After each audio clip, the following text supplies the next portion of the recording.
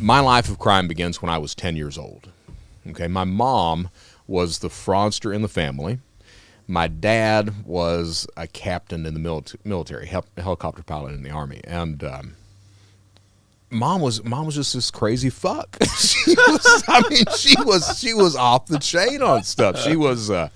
This is a woman that she would bring men home in front of my dad. All right, she cheated religiously on the man, but I remember times that she would bring men home in front of him, and he would sit there and cry, and she would explain to him how she didn't love him anymore, how she was leaving him, how she was going to go off with this guy, and she was going to take her children with her, and he'd beg her not to do it, and he would keep taking her back, and this was this guy, and his problem was he loved my mom so much that he was scared of her leaving, so he would put up with it. Just a good man at heart, and not really the criminal mindset at all for my dad. He had two instances that I know in his life where he tried to do the criminal thing. His thing was like one of the things is he was a helicopter pilot in the military in the Army. They downsized, so they offered him, they said, hey, you can either come back in as a staff sergeant or we'll cut you loose. And he was like, well, shit, cut me loose. So he goes back and he decides he's going to be a coal miner in eastern Kentucky. Well, he didn't understand that coal mining in eastern Kentucky, yeah, they were paying a hell of a lot of money back then, but you were on strike about every 3 months. So most of the time you were on food stamps and unemployment.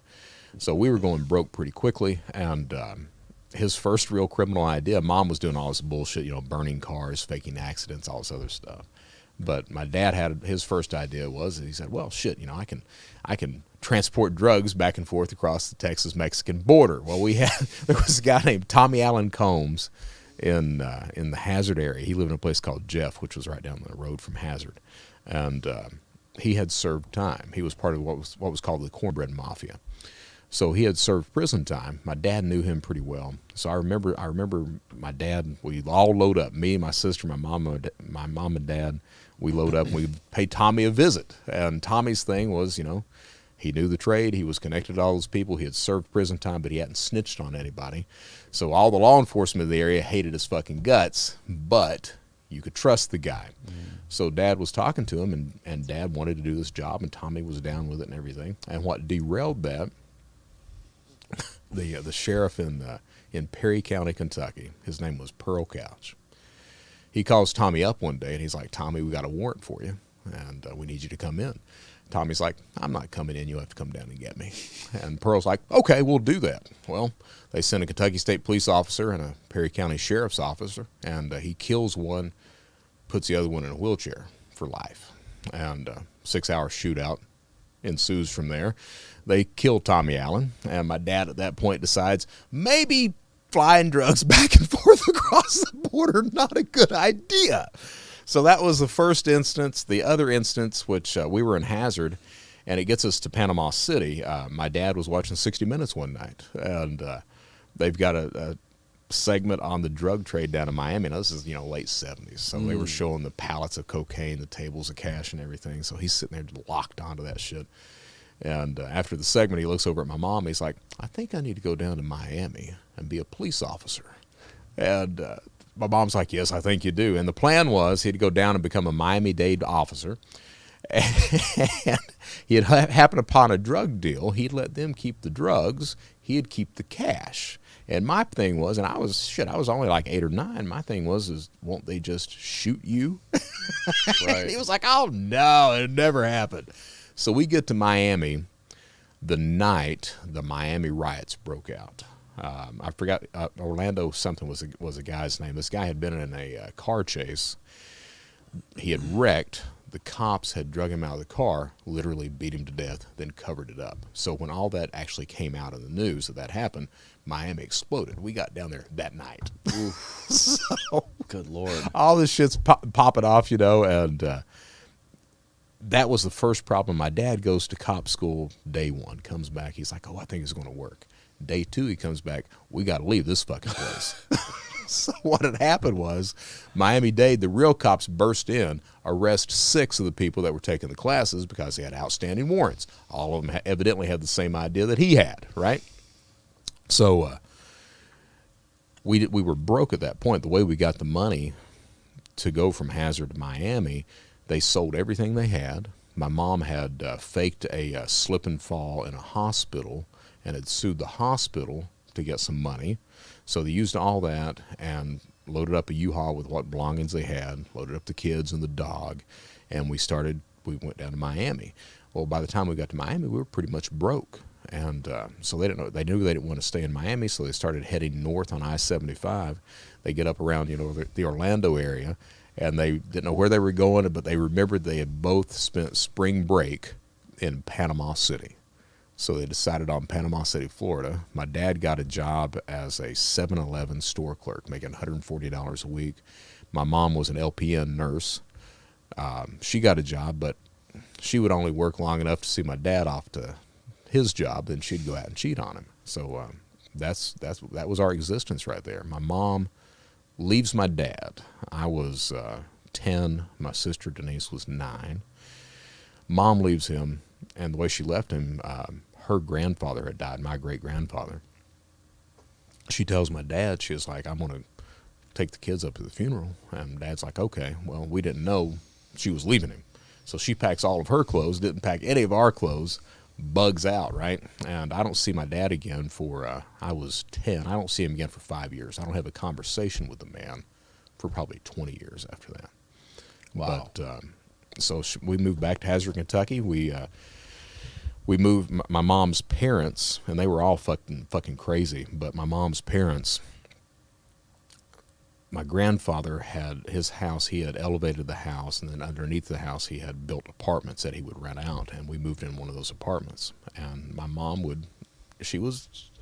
fucked up. She is fucked up. She could be physically abusive, but her heart was with the emotional and the mental, the verbal stuff, So, and she was negligent as all hell. She would leave me and Denise alone for days at a time when she went out and partied. Sometimes she'd take us with her. Most of the time we just got left at the house. So my life of crime begins. And I say it on my channel too. I get the worst parts from my mom and my dad. My mom, I get that criminal mindset. That's where that shit comes from, no doubt. But my dad, it's mixed with that fear of the people that I love leaving me. So it's bad, man. I mean, it's bad. I didn't have a healthy relationship until I was in my 40s. Because I always chose these women that were narcissistic, that were, I could fix them, that kind of stuff. Yeah. That same type of woman my dad had. And I have this huge fear of people leaving me. I have huge fear. So I go over and above any type of normal, healthy type of relationship activities. So my mom, where my life of crime begins, my mom had been gone for a few days.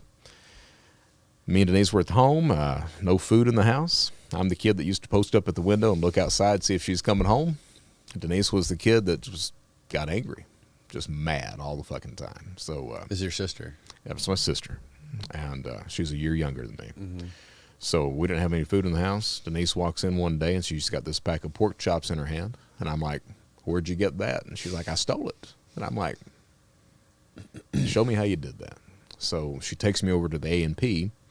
And she shows me how she's stuffing food down her pants. And I'm like, shit, that's the best idea ever. Let's do that. It gets where we're wanting a sandwich.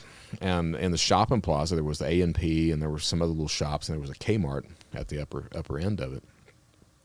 Well, you can't stuff bread down your pants. So I was like, let me see what I can do. Walked into Kmart, got a hoodie off the shelf, took the tags off of it, wore it out, made it out. Nobody noticed anything.